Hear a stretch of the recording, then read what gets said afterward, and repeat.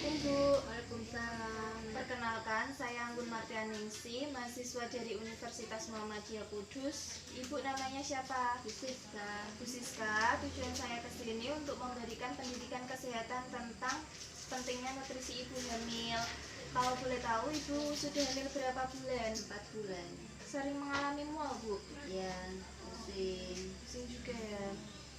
Oke, di sini saya akan menjelaskan materinya selama 30 menit. Ibu nggak keberatan ya menjelaskan. Terus nanti setelah saya menjelaskan materinya, kalau ibu belum paham silakan ditanyakan. Ini ada selembaran materi, nanti ibu menyimak saya membacakan materinya. Saya mulai ya Bu. Oke, pertama tentang pengertian gizi dan nutrisi. Ibu tahu apa itu nutrisi ibu hamil? Belum tahu ya, saya jelaskan terlebih dahulu. Nutrisi saat hamil adalah zat makanan atau menu yang takaran semua zat gizinya dibutuhkan oleh ibu hamil setiap hari dan mengandung zat gizi seimbang dengan jumlah yang sesuai dan tidak berlebihan. Manfaatnya, kebutuhan makanan bagi ibu hamil lebih banyak daripada kebutuhan untuk wanita yang tidak hamil. Kegunaan makanan tersebut adalah untuk pertumbuhan janin dalam kandungan, untuk mempertahankan kesehatan dan kekuatan ibunya sendiri.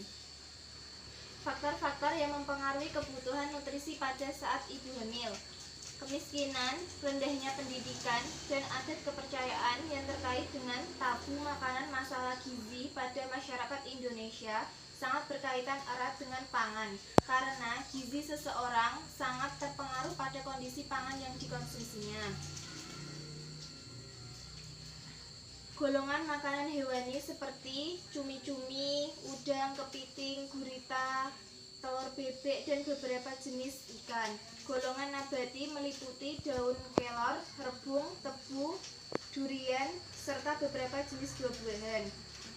Pendidikan kurang merupakan salah satu faktor yang mendasari penyebab gizi kurang. Pendidikan yang rendah akan menyebabkan seseorang kesulitan dalam mendapatkan pekerjaan yang layak. Hal ini menyebabkan rendahnya penghasilan seseorang yang akan berakibat pula terhadap rendahnya seseorang dalam menyiapkan makanan baik secara kualitas maupun kuantitasnya. Makanan yang baik dan penting bagi ibu hamil. 1. Makanan yang mengandung kalori. Selama kehamilan, konsumsi kalori haruslah bertambah di kisaran 300 sampai 400 perharinya. Kalori yang didapat haruslah berasal dari sumber makanan 4 sehat 5 sempurna, seperti susu, nasi, sayur-sayuran, buah-buahan. Asam folat. Selama trimester pertama, janin akan membutuhkan tambahan asam folat sebanyak 400 mikrogram per harinya. Jika janin mengalami kekurangan akan asam folat, maka hal ini akan membuat perkembangan janin menjadi tidak sempurna. Makanan yang mengandung protein. Selain menjadi sumber bagi kalori dan zat pembangun, pembentukan darah dan sel merupakan salah satu fungsi protein. Protein dibutuhkan oleh ibu hamil dengan jumlah sekitar 60 gram per harinya. Kalsium.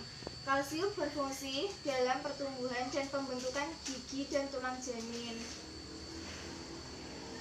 Ibu hamil dapat terhindar dari penyakit osteoporosis. Kenapa hal ini bisa terjadi? Karena jika ibu hamil tidak memiliki kalsium yang cukup, maka kebutuhan janin akan kalsium diambil dari tulang ibunya.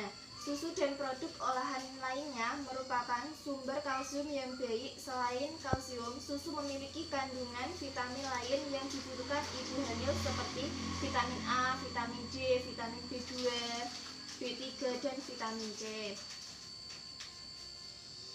Makanan yang mengandung vitamin A sangat bermanfaat bagi pemeliharaan fungsi mata, pertumbuhan tulang, dan kulit. Selain itu, vitamin A juga berfungsi sebagai imunitas dan pertumbuhan janin.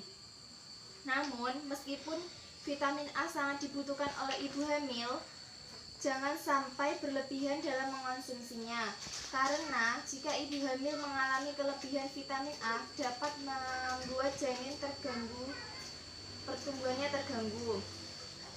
Zat besi. Zat besi berfungsi di dalam pembentukan darah, terutama membentuk sel darah merah hemoglobin dan mengurangi resiko ibu hamil terkena anemia. Kebutuhan akan zat besi sebanyak 30 mg per harinya. Zat besi dapat diperoleh pada hati, daging, atau ikan dan sayuran. Vitamin C. Vitamin C sangat baik guna kesehatan gusi dan gigi. Fungsi lain dari vitamin C adalah melindungi jaringan dari organ tubuh dan berbagai macam kerusakan serta memberikan otak berupa sinyal kimia. Hal terjadi karena vitamin C banyak mengandung antioksidan. Vitamin D.